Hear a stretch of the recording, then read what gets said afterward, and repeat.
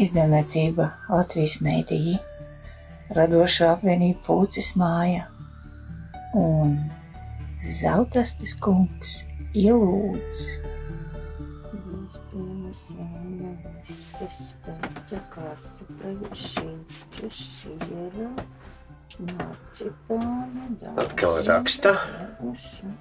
Atkal dzer kafiju. Aha, jā, raksta dzer. Un kas mums te ir? Pīrādziņi. Es arī gribu pīrādziņu. Receptes ņem nost.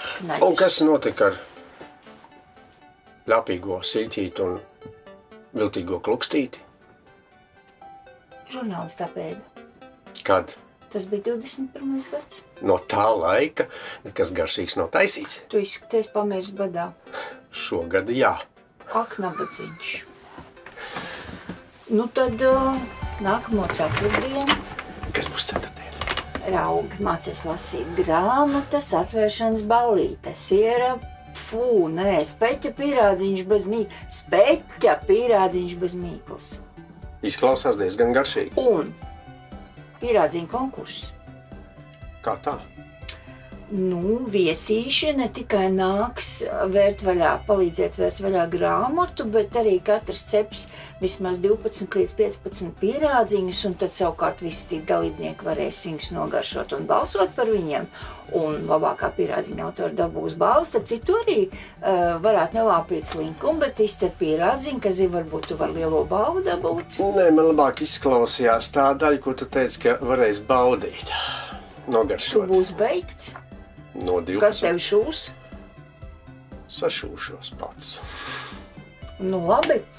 Tādā gadījumā 6. februārī Daču diena, meteņdiena, pīrādziņa atvēršanas diena, 6:00 pēcpusdienas, respektīvi 6:00 vakarpusē, Jāņa Akurātera muzejā ar pīrādziņu groziņiem, tēja, karstvīns un citas labas lietas būs.